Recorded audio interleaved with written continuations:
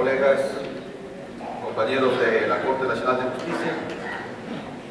No hay un problema técnico, no se abre este punto de las diapositivas, vamos a hacer la disertación así. Pero de creer lo necesario, luego haré llegar el material a los organizadores del evento.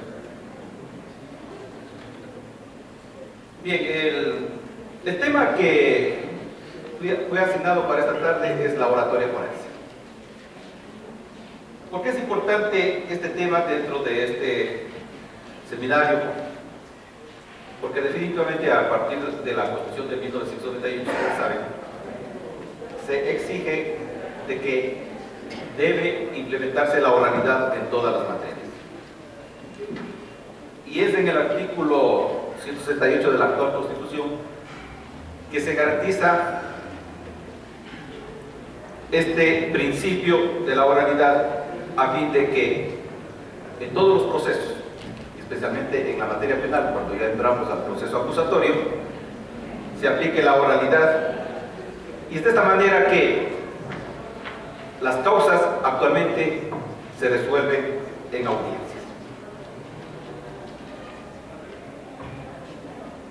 Creo que si conocemos algunas técnicas, algunas estrategias como abogados, nos va a permitir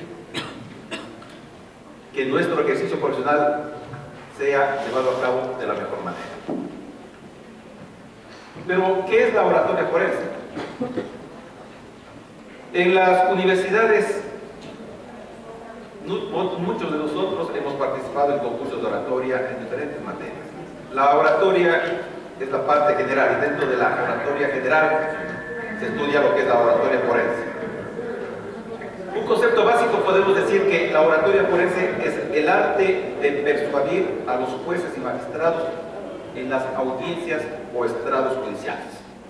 Es el arte de persuadir en audiencias y en estrados. ¿Para qué? Para que las causas se resuelvan con justicia. Se dice por muchos tratadistas que la oralidad ha ayudado a que se haga una justicia más efectiva, más rápida y más real. Por eso, ahora más que nunca que está implementada la oralidad, se requiere tener una mayor elocuencia, porque los procesos judiciales conceden mayor prevalencia a las exposiciones orales sobre las escritas. Si bien es cierto que no existe la oralidad pura en nuestros derechos, porque todavía existen actuaciones que son escritas, pero las partes más fundamentales, donde se resuelven las causas, siempre es el tema de oralidad. Hay conceptos que establecen que la oralidad es un arte, la oralidad es una ciencia o la oralidad es una técnica. Yo considero que son las tres cosas. Primero, la oralidad forense es un arte. ¿Por qué? Porque la oratoria forense es el arte para comunicarse. Y comunicarse de una manera eficaz. O sea, no se trata de comunicarse por comunicarse. En forma oral, en los sitios donde los juzgados y tribunales juzgan sus causas. En este sentido, deberá ser respetada como mecanismo procesal que garantiza e integra el derecho de defensa. Y precisamente en la contienda entre fiscales, defensores, entre los sujetos procesales, deben estar preparados científicamente para la oralidad. Y aquí surge justamente que la oratoria forense también es una ciencia. Justamente al ser una ciencia, empíricamente se ha demostrado de que básicamente la oratoria forense estudia al orador, estudia al auditorio y estudia al informe o alegato, sin olvidar que dentro de esta ciencia de la oratoria existen principios éticos los cuales deben ser aplicados en su desarrollo como orador forense y como consecuencia durante el ejercicio de la profesión. Decimos entonces que la oratoria forense es ciencia porque en definitiva se trata de un ejercicio ordenado de una actividad apropiada a la naturaleza del objeto sobre el que versa. Por ello, como ciencia, la oratoria necesita de fundamento, que es la que precisa la naturaleza del objeto sobre la que recae el ejercicio de la actividad del oratorio. Ahora la oratoria como técnica. ¿Por qué es una técnica? Porque para obtener justicia no basta tener razón. Es necesario también saber exponer esa razón. La elocuencia, entonces, en el foro es y siempre será un elemento tan poderoso y necesario que en todos los pueblos se ha mirado como una condición indispensable para la buena administración de justicia. La oratoria forense como técnica, entonces, está constituida porque aquel conjunto de procedimientos que tienen como finalidad convencer y persuadir a los jueces, hablando con elocuencia, utilizando el decoro, la prudencia y el saber. La pregunta es, ¿la oralidad es un sistema o es un principio? En la Constitución de la República se habla de que vamos a entrar en el sistema oral, o sea, hemos pasado del sistema escrito al sistema oral. Yo considero que sí es un sistema, la oralidad, pero también es un principio. ¿Y por qué es un principio la oralidad? Porque la oralidad es un medio de comunicación que utiliza la palabra hablada. En el sistema acusatorio es el mecanismo a través del cual se lleva a cabo el proceso penal, debido a que la escritura no era un privilegio de todos. Recordarán que desde la época de Grecia, ¿no es cierto?, solamente los grandes filósofos que tenían acceso a las artes, a las ciencias, tenían la potestad o la capacidad de ser buenos oradores, pero muchos de esos buenos oradores no sabían escribir. Entonces, la mayoría de los pueblos, por ejemplo, en la justicia indígena, siempre se han aplicado los principios básicos de la oralidad para resolver las causas.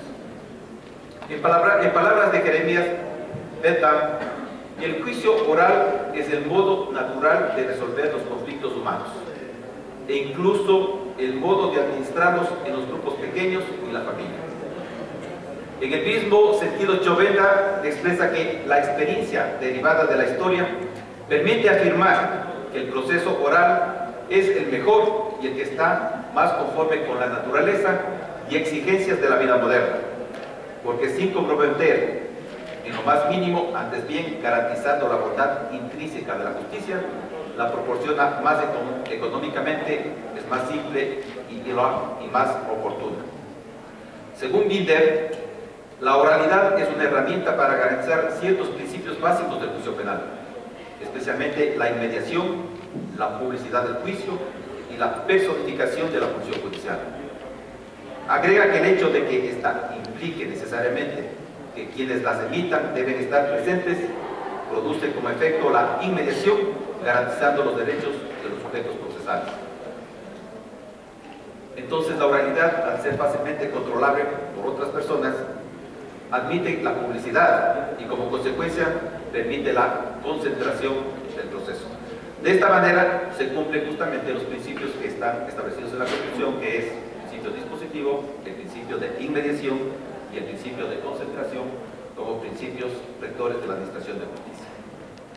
Entonces, tales efectos han repercutido en la mayoría de las convenciones internacionales, las cuales consideran a la oralidad como el mecanismo que mejor protege y tutela los derechos básicos de las personas, además de facilitar la realización de sus fines. Entonces, la oralidad de los debates en las actuaciones judiciales es un principio constitucional que está garantizado y reconocido en nuestra Constitución de la República del Ecuador. Entonces, no nos quepa la menor duda de que nosotros, como abogados, debemos aprender técnicas dentro de la oratoria forense. Entonces vamos a tratar de sintetizar. Como decía el doctor Benavides, estos temas merecen cursos completos, pero lo importante es en seminarios, por lo menos desde cada inquietud, dejar plasmado algunos parámetros que puedan contribuir para que ustedes se interesen y sigan cursos, porque en las universidades a veces no enseñan litigación oral, no enseñan argumentación jurídica, no enseñan oratoria forense, que son las materias complementarias que nos ayudan a ser mejores abogados. ¿En qué consisten las técnicas de la oratoria forense? Son herramientas para poder comunicar adecuadamente al juez nuestro punto de vista de los hechos, es decir, nuestra teoría del caso. Nos da las pautas para realizar el interrogatorio y el contrainterrogatorio de los testigos y peritos, así como para plantear las objeciones en su momento y oportunidad adecuadas. Por ello, en la abogacía, la oratoria es una herramienta fundamental para hacer valer con mejor precisión y eficacia los derechos e intereses de nuestros clientes. Entonces, ¿cuáles serán estas técnicas de la oratoria forense? Son varias y muchas, pero yo voy a sintetizar en las siguientes. Primero, no hay una buena oratoria sin una mejor preparación. La improvisación es el mejor amigo del fracaso.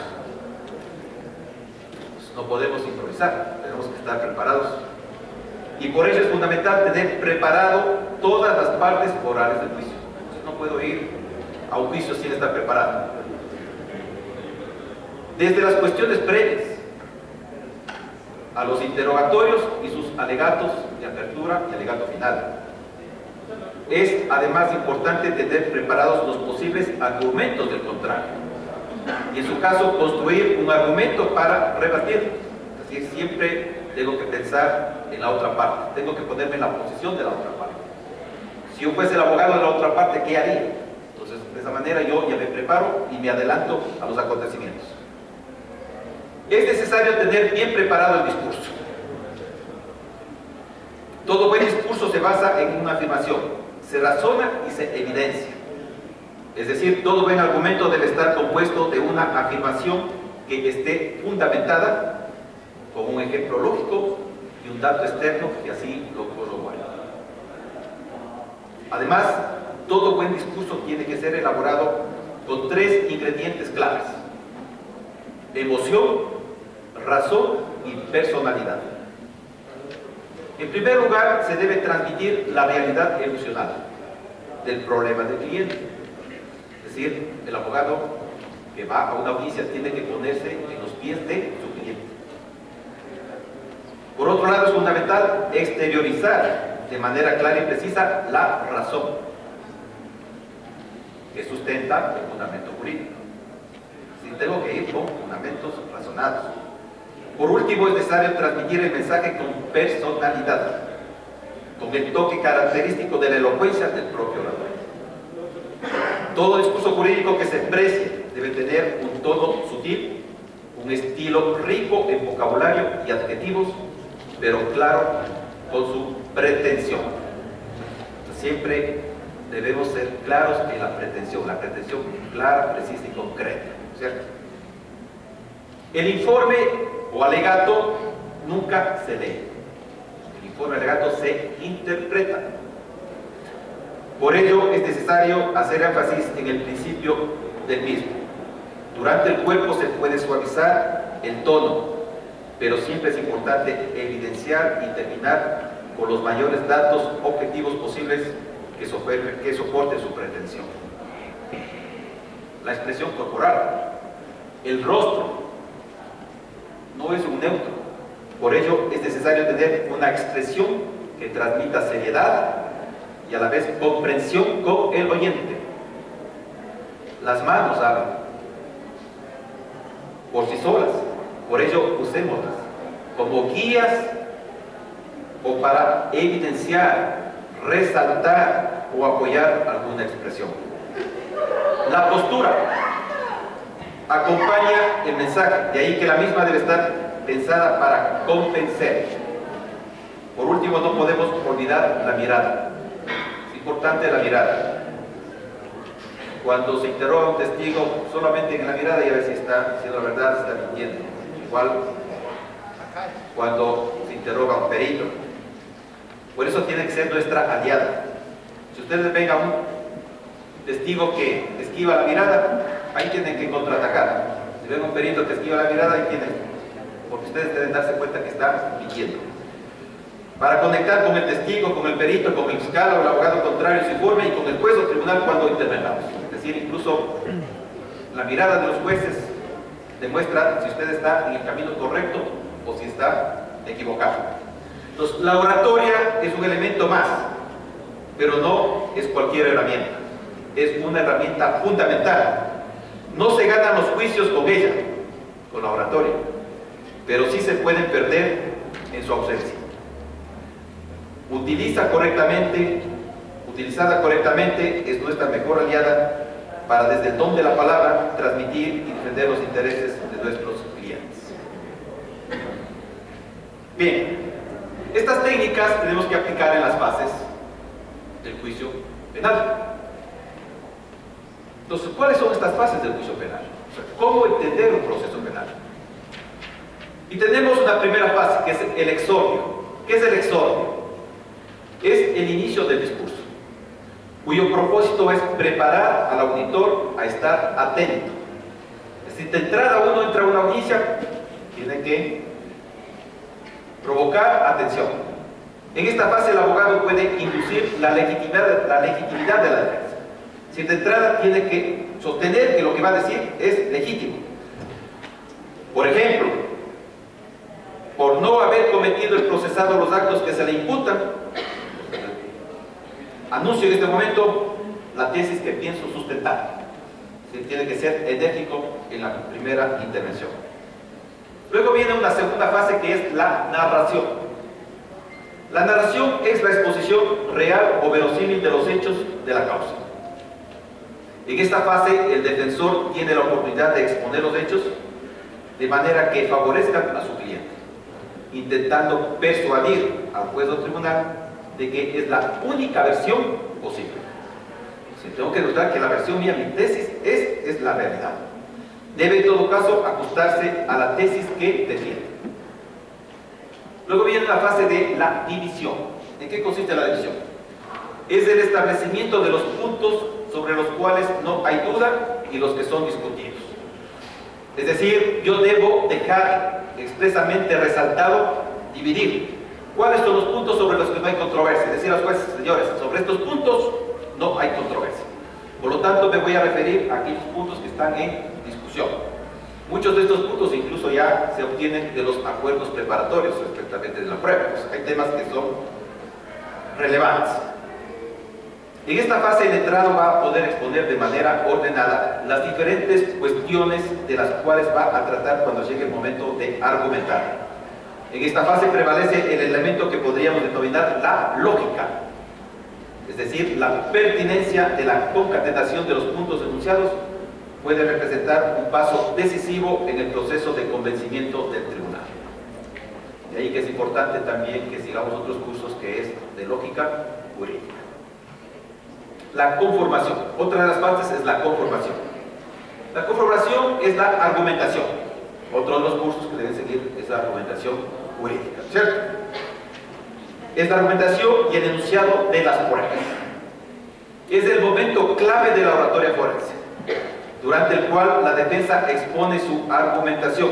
En esta fase, el abogado debe poner todo su empeño en probar los hechos a los cuales aludió en la narración, apoyándose en las pruebas materiales o la racionalización.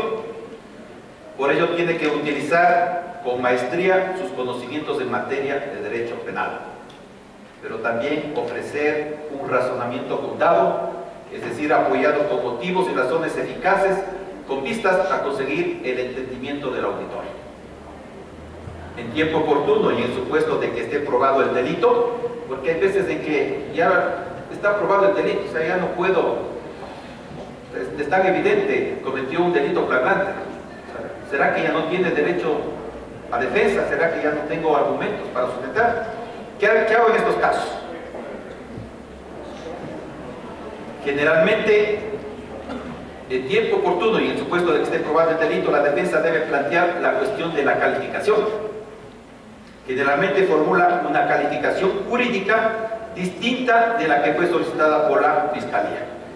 Es decir, lo que tengo que debatir es cómo le calificó a ese delito el fiscal.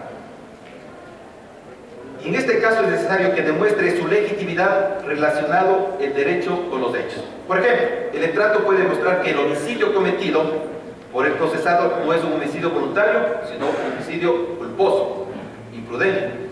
Por ello tiene a su disposición varias fuentes. Entonces, aquí tenemos que utilizar en la argumentación las fuentes del derecho, las principales, la ley, la doctrina, la jurisprudencia, tratados y convenios internacionales, es decir, todas las fuentes del derecho. Es también durante esta fase cuando el abogado de la defensa argumentará en favor de las circunstancias eximentes o atenuantes. Luego viene otra fase que es la refutación. ¿Qué hago yo en esta fase? Su propósito es aniquilar los argumentos de la acusación. Tras haber expuesto su propia argumentación, la mía, y en vínculo directo con ella, el letrado, a través de la refutación, debe contrarrestar lo expuesto por la parte contraria, demostrando su incongruencia. Finalmente, la fase de la peroración. ¿Qué es la peroración? La peroración es la conclusión para conmover al auditorio en beneficio de su cliente. En esta fase aparecen condensados los argumentos más relevantes en favor del encausado, que es el momento apoteósico con vistas a terminar de convencer al auditorio. Las últimas palabras del abogado, no se olviden, las últimas palabras del abogado de la defensa son tanto más importantes cuanto que serán indudablemente las que queden grabadas en la mente del tribunal. Entonces hay que saber empezar y hay que saber terminar una intervención en una audiencia. Y para hacerlo esto, para conseguir esto, ¿de qué nos valemos? De la elocuencia. ¿Qué es la elocuencia? Como ya hemos subrayado anteriormente, para convencer, aquí la idea es convencer a un tribunal. No basta con fundamentarse en el componente argumentativo.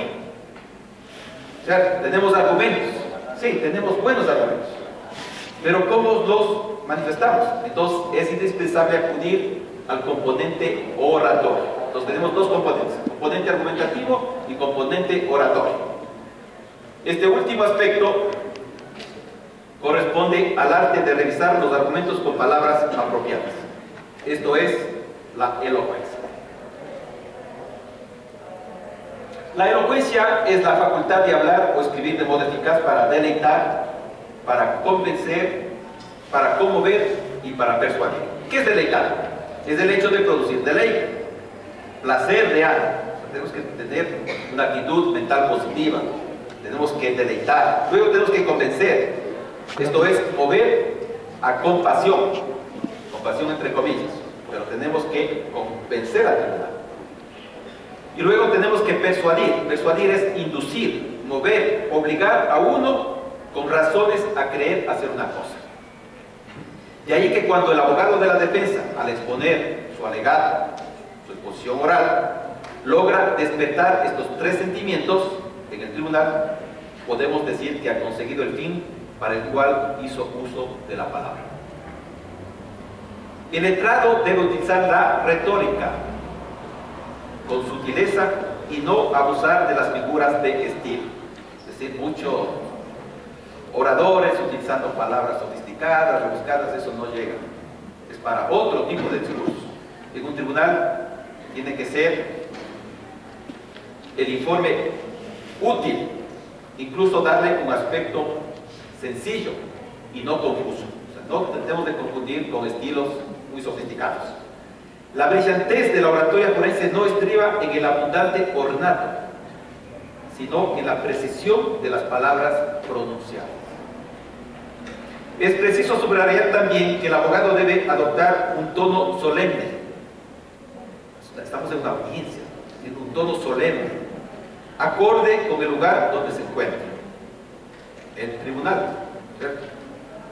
En palabras de Manuel Alejo Carrera, es necesario que la voz sea penetrante y sonora y la pronunciación clara y correcta, sin estorbo de ninguna clase. Para dar más énfasis a la oratoria, conviene que el abogado utilice de forma adecuada la expresión corporal, esto es, la mirada, ya dijimos, la postura y el movimiento de los brazos y manos. Así, el gesto y la palabra aparecen como dos elementos complementarios que deben relacionarse con armonía a fin de que la oralidad cumpla con su función de vector de la comunicación, como le ilustran las palabras de Joaquín María López, famoso orador español, que dice: el orador, cuando se propone hacer sentir a los demás, es necesario no solo que él sienta, sino también que presente en su exterior muestras de su sentimiento. Es decir, lo que decimos tiene que sentirlo, tiene que sentirlo. Estas técnicas y esta oratoria producen beneficios. Yo encontré 10 beneficios que aporta la oratoria forense a los abogados y abogadas. El primer beneficio: desde una perspectiva general, la oratoria, a través de sus normas y reglas, será para el abogado un auxiliar poderoso para que el tribunal acepte sus ideas y resuelva la controversia. Entonces, es un auxiliar poderoso en los juicios penales, la oratoria. 2. Igualmente, continuando con la perspectiva general, a través de la oratoria, el abogado logrará disminuir o reducir el valor de los argumentos contrarios. Si un buen orador, al otro le deja paralizado, ¿cierto? Cuando vemos una buena intervención de un abogado, al otro ya se pone nervioso. ¿Y ahora qué digo? El abogado, a la hora de preparar sus argumentos y la defensa frente a la reputación de los mismos, desarrollará el pensamiento estratégico, el cual será muy útil en el ejercicio profesional, incluso cuando no intervenga ante los juzgados y tribunales. Por lo tanto, al estar continuamente alerta y preparado para rebatir argumentos, impugnaciones o cualquier otra cuestión, la oratoria favorecerá su agilidad mental. Es decir, mientras más practiquemos, nuestra mente se va a ampliar, la cual se mostrará no solo en la sala, sino durante la preparación del juicio. La atención centrada es, por lo tanto, consustancial al orador. Además, la oratoria permite al abogado ser un gran comunicador, y ello a través de una exposición más clara, directa y natural que facilita y potencia la comunicación necesaria entre el abogado y el juez. Pero esta facilidad de comunicación no se limita al ámbito forense, sino que lo excede y se desarrolla a otros ámbitos profesionales y personales. Por lo tanto, la seguridad que proporciona el dominio de las reglas oratorias es consustancial al dominio de la materia tratada. Fomenta la capacidad de improvisación. Es decir, entre más estemos preparados, también podemos aprender a improvisar. El dominio de las técnicas oratorias proporciona la seguridad del abogado, que le ayudará a superar el miedo y el temor escénico habitual y durante sus intervenciones en la sala. La oratoria hace al abogado más organizado. La oratoria permite acceder a los conocimientos vastos y profundos de otras disciplinas. Y como último, una buena preparación oratoria favorecerá la seguridad y confianza del abogado en sí mismo. Entonces, ¿cómo preparar un discurso forense judicial? El discurso forense judicial se produce en el ámbito de la administración de justicia. Abarca el discurso de las partes y los fallos o sentencias, que constituyen el discurso de poder institucionalizado del campo de la justicia. Ustedes saben que hablar y escribir son modos distintos de comunicación. Por lo tanto, el concepto de discurso jurídico engloba un conjunto de sabidurías y formas culturales, cuya apropiación por parte de los abogados es esencial para el buen desempeño profesional. Cada orador, cada enunciador debe tener presente en su discurso no solo su propia posición, sino también de la parte contraria, con el fin de plantear adecuadamente su propuesta y rebatir la que se opone. Pero ¿cuál es el destinatario? El destinatario es el juez o tribunal, y por lo tanto debe este discurso establecer una relación entre los hechos sobre la base del examen y la interpretación de los mismos, así como la aplicación de la ley. De esta forma, es conveniente abordar el discurso jurídico desde 3 niveles. Primero, el discurso debe abordar el nivel semántico, luego el sintáctico y luego el pragmático. El nivel semántico se centra en el léxico. El abogado tiene que tener un buen léxico jurídico. En el nivel sintáctico se centra en la utilización de los signos de puntuación, la coherencia entre párrafos y los elementos de la cohesión textual. En cambio, el nivel pragmático se centra en los actos de habla, especialmente los judicativos y los ejercitados, así como también estudia las relaciones de jerarquía que se establecen entre enunciador y destinatarios dentro del campo de la justicia. Además, la producción de un texto jurídico de calidad es el resultado de un conjunto de operaciones o fases que presuponen el conocimiento del sistema de la lengua, el correcto uso del tecnolecto, es decir, la tecnología actual, profesional, la narración de los hechos teniendo en cuenta las 4 características que destacaban tanto Aristóteles como Cicerón. 4 características del discurso: brevedad, claridad, verosimilitud y la presentación persuasiva de las pretensiones, lo que supone un entrenamiento en estrategias argumentativas. A este respecto es importante recordar lo que decía el eminente jurista uruguayo Couture: todo buen alegato debe ser un proyecto de sentencia. Es decir, cuando yo presento un alegato, digo, este es un proyecto de sentencia, es decir, como yo quiero que salga esa sentencia. Entonces, ¿cómo los abogados podemos mejorar nuestra capacidad oratoria? Pues aquí les voy a dar algunos tips. Existen una serie de conocimientos imprescindibles para ser un buen orador. Conocimientos que deberán ser adquiridos bien mediante el propio autoaprendizaje, como a través de la lectura de publicaciones especializadas o la asistencia a cursos o seminarios como este. A estos nos referimos en esta parte de la exposición.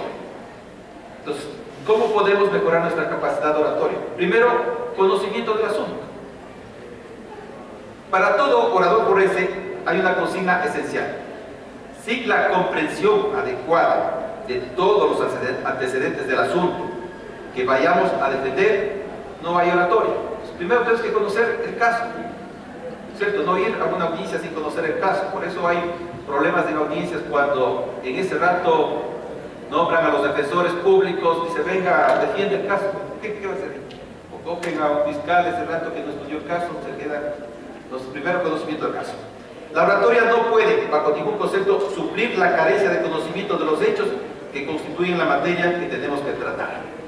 Por lo tanto, la preparación del caso, con el análisis contrastado de los hechos, la forma de acreditarlos a través de las pruebas necesarias y la aplicación del derecho, son elementos esenciales que deben estar siempre presentes en la formación del orador. Entonces, conocemos el caso, conocemos los hechos. ¿Qué debemos conocer para tener capacidad oratoria? Conocimientos jurídicos.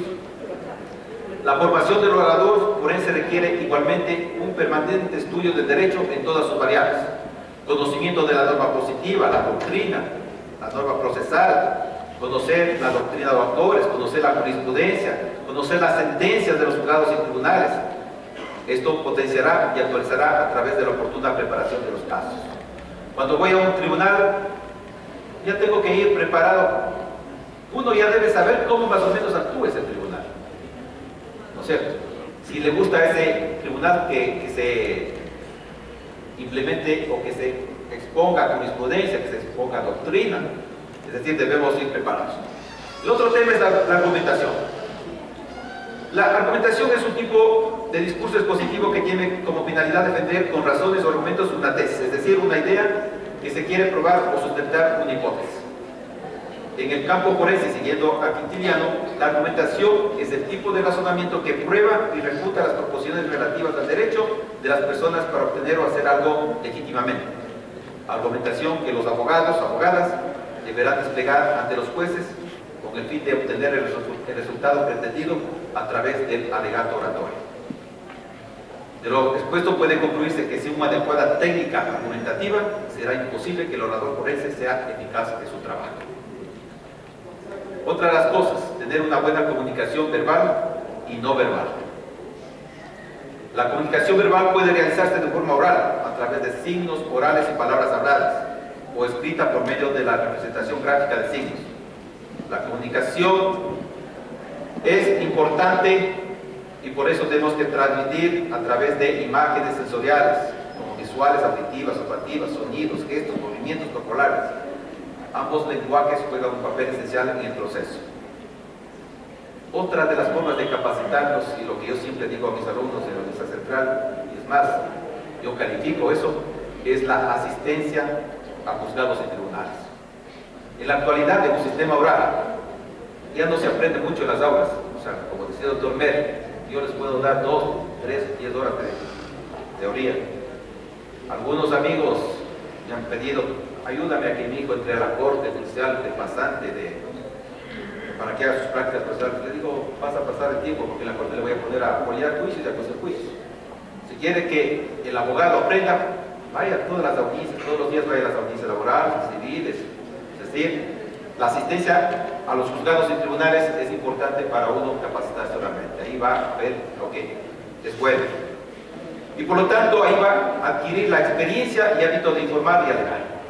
Porque la experiencia es un importante elemento para poder formar un buen orador. Luego tenemos el conocimiento renacentista de las artes y las ciencias. El abogado no solo tiene que tener conocimientos en las áreas jurídicas. El abogado debe ser rico y debe conocer otros temas como la cultura, ¿cierto? De diferentes materias. O sea, no puedo yo solamente decir que soy un experto penalista. Todas las materias están vinculadas y a veces necesitamos de la ayuda de las otras materias del derecho para profundizar y ser mejores oradores. Por lo tanto, para alcanzar dichos conocimientos, el abogado deberá frecuentar la escritura y la lectura de textos de las más variadas disciplinas. De todo lo anterior debemos de concluir que el abogado no nace con capacidad oratoria, sino que se hace, por lo que es lo mismo, la adquiere a través de un proceso constante de aprendizaje, sin final. Bien, un último tema que considero que es importante tratarlo en esta disertación es el miedo escénico. Muchos tenemos el miedo a pararnos ante el tribunal, el miedo a hablar en público.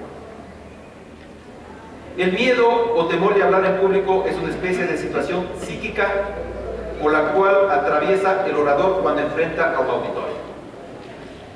Esto se debe a la fuerte dependencia que tuvimos del sistema escrito. Muchos de nosotros nos formamos en el sistema escrito y nos cuesta realmente adaptarnos a este sistema oral. Pues lógicamente estas exigencias que acabo de dar, las técnicas, nos van a ayudar a ser mejores oradores. Estas dificultades no son privativas solo de los abogados, por lo tanto se debe tomar en cuenta que el proceso de recepción de los discursos orales sigue un orden inverso al de elaboración y producción. El auditorio percibe en primer lugar la actio, es decir, los códigos no verbales, pues no es lo mismo oír que escuchar, ya que se oye con el oído, pero se escucha con todos los sentidos, especialmente el visual. Los gestos pueden conformar, reemplazar o contradecir el mensaje lingüístico y el auditorio los interpreta antes que el mensaje emitido. La publicidad y la oralidad, por lo tanto, entraña la lógica adversarial del proceso, no admite tiempo para la duda o el balbuceo. Este tipo de juicio requiere de un desempeño estratégico para construir el caso y el dominio de la técnica, para presentarlo, para conducir los interrogatorios, para producir la prueba material, para pronunciar el alegato de apertura y el alegato final. Los griegos consideraban vergonzosa la dependencia en una audiencia del soporte escrito o de la memoria. O sea, no puede ir uno a leer y no puede ir memorizando. Pregonaban las ventajas de la improvisación en el sentido de memorizar solo los argumentos. O sea, memoricemos los argumentos, no las palabras.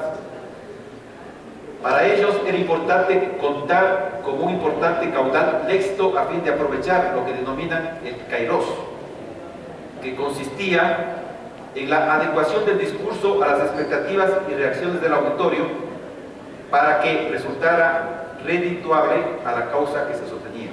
De este modo, en el discurso judicial se podían aprovechar incluso los argumentos que producía la parte contraria. Es decir, yo puedo aprovechar incluso de los argumentos de la parte contraria y que no se vean tenido en cuenta como antelación. Por lo expuesto, el miedo escénico es más bien un signo positivo que hace que el orador se prepare mejor para enfrentar al auditorio. El orador adquiere más bien una mayor responsabilidad, buscando desarrollar el mejor papel en esta actuación profesional. Grandes oradores universales no escaparon a este estado anímico de miedo. Eso se dice de Cicerón, quien afirmaba, Cicerón, que fue uno de los grandes oradores, afirmaba: en mi caso he experimentado muchas veces que al comenzar mis discursos palidezco y empiezo a temblar. De Pericles se afirma que jamás se subía a una tribuna sin que sufriera un profundo estado de ánimo, lo cual no era más que su timidez en público. Entonces, este fenómeno psicológico del miedo escénico puede tener varios orígenes, entre los cuales podemos destacar. Primero, tenemos miedo por el desconocimiento del tema. Falta de preparación o improvisación. Tenemos que estar preparados y saber improvisar. Otro miedo escénico es dificultad del caso. Hay casos difíciles. Tenemos miedo escénico porque hay imprevistos desfavorables. Tenemos miedo escénico porque tenemos temor al contrario. Le vemos a un abogado que tiene el nombre, ¿con quién me enfrento? Temor al juez o al tribunal. Y otro de los miedos es la condición de principiante. Entonces tenemos que prepararnos para hacerlo. Por lo tanto, las causas del miedo escénico hay que disminuirlas. Si hay vicios en el lenguaje, se los debe corregir. El volumen en la entonación debe adecuarse al rol que corresponde desempeñar en el debate judicial. El miedo escénico siempre va a existir, pero hay que aprender a controlarlo y a convertirlo en una fuerza que nos impulse a enfrentar a lo desconocido. Finalmente, entonces, ¿cuál será la conclusión de esta charla? Por todo lo dicho anteriormente, podemos afirmar que el papel desempeñado por la oratoria forense en la actualidad, como en los tiempos de Cicerón, es decisivo. La fuerza de persuasión del abogado de la defensa hará que la sentencia dictada por el tribunal abunde en favor de la tesis que ha defendido o se aproxime a ella, influyendo de forma decisiva sobre el destino de su cliente. En este sentido, el debate contradictorio es el medio más adaptado para garantizar un proceso equitativo y para que pueda ser demostrada la inocencia o la culpabilidad del procesado. En otros términos, la oralidad de los debates es un procedimiento necesario en la búsqueda de la verdad histórica o, en todo caso, de la verdad judicial. La tarea de la justicia consiste evidentemente en aproximar con la mayor exactitud posible estos conceptos: una verdad histórica y una verdad judicial. Muchas gracias.